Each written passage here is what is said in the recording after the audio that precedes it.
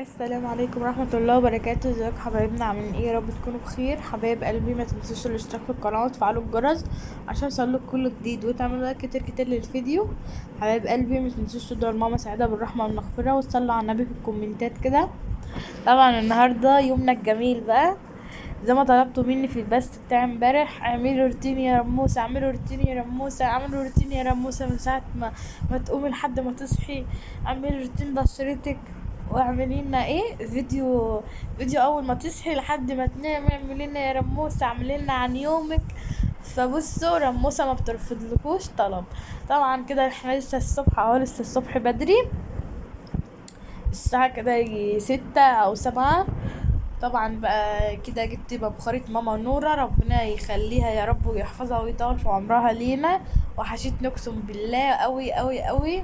ربنا يا رب يسعدها كده ويفرح قلبها. طبعا جبتها كده، قمت حاطه فيها فحم وبخور بقى، ويا لهوي بقى على ريحه البخور، كانت قلبة الشقه. والبخور بقى ايه، كنت بوريكم كده بقول لكم يلا بينا بقى نعمل روتين بشره. طبعا انا بصحى دي روتين بشرتي الحقيقي يعني، ولا بحط اي حاجه ولو حطيت يعني، اصل انا كل يوم بصحى بحط كده، بس لو حطيت يعني ولقيت بشرتي ان هي مش حلوه يعني وكده، بعمل لها صنفره وبعمل بقى سكين كير، وبعمل ماسكات وكده. بس انا ده روتيني يعني، لان بشرتي حلوه يعني ما فيش اي حاجه. لما تبقى مجهضه كده بقوم عامله لها روتين.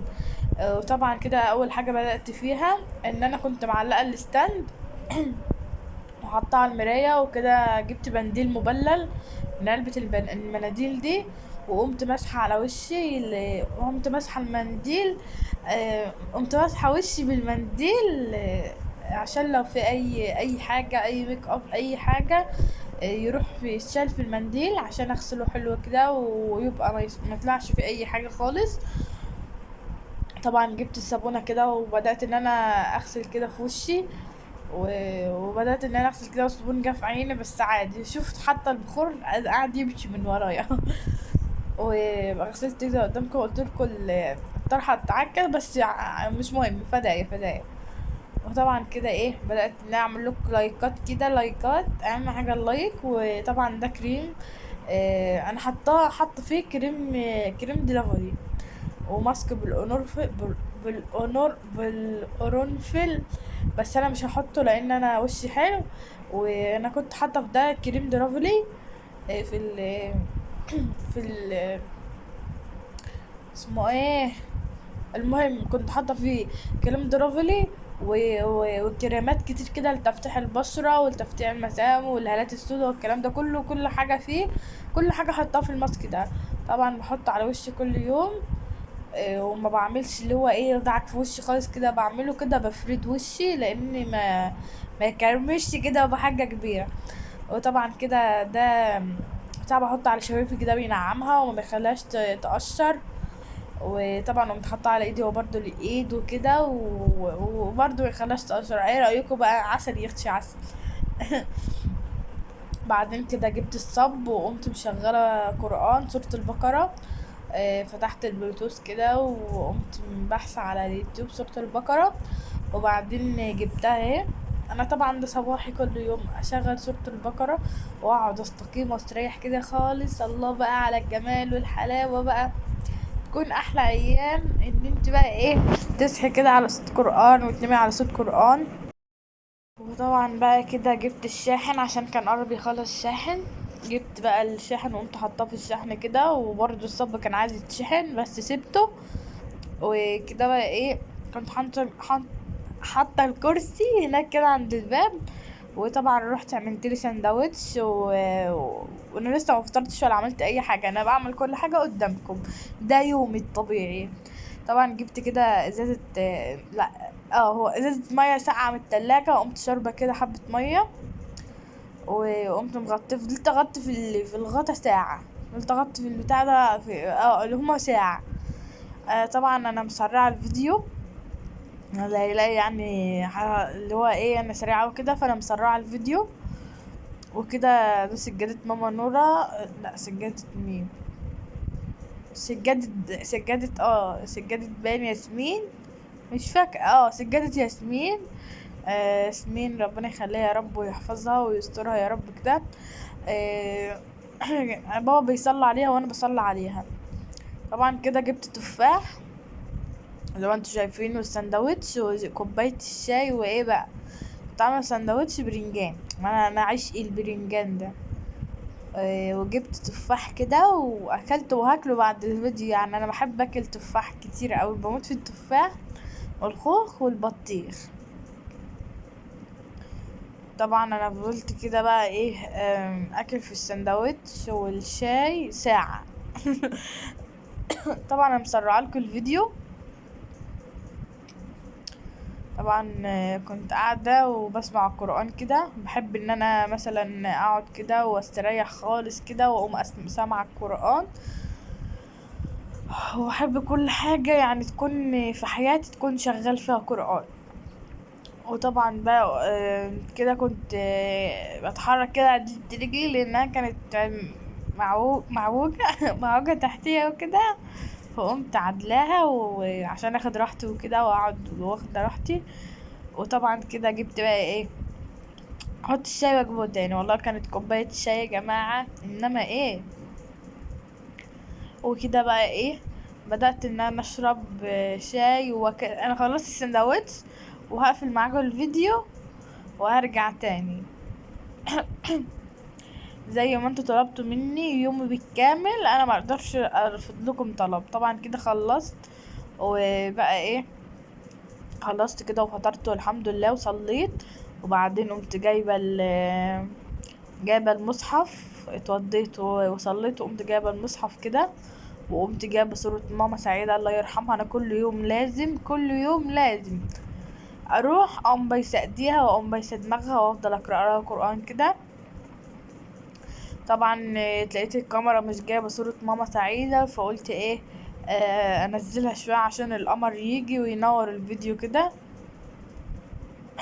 وطبعا كده اهي جابت، قلت لها مش مهم اظهر بس المهم هي اللي تظهر بس. فضلت اقول صدقة جارية على روح ماما سعيدة، والقرآن على روح ماما سعيدة اللي انا بقرأه، يا رب كل كلمة بقرأها تروح حسنات لماما سعيدة من القرآن. فضلت اقرأ كتير قوي قرآن، وبعد الفيديو برضو فضلت اقرأ من اول سورة لحد سورة المرسلات. وفضلت كده، ماما والله ملامحها كلها ما بتروحش عن وشي كده. لازم كل ما اروح اي حته كل ما اروح اي حته ماما كانت معايا فيها اتخيلها هناك، وملامحها الجميله دايما في دماغي وما بتفارقنيش ابدا ولا لحظه. طبعا كده فضلت اقرا قران، وعشان القمر يجي في الفيديو قمت عادله الصوره كده، وقمت ايه عادلاها كده وبفرجها لكم. شفت العسل وشفت الحلاوة وشفت الجمال والشياكة والأناقة، طول عمرها ماما الشياكة وأناقة، وطول عمرها بتهتم في نفسها وبتهتم بصلاتها وبتهتم بكل حاجة تخص ولادها. أنا وأمل وغايدي، وكانت كل حاجة يعني بتحب تعملها لنا. وطبعا أنا بدأت إن أنا أعيط كده، ما قدرتش أستحمل، فطبعا أنا لازم أعيط لأن دي ما كانتش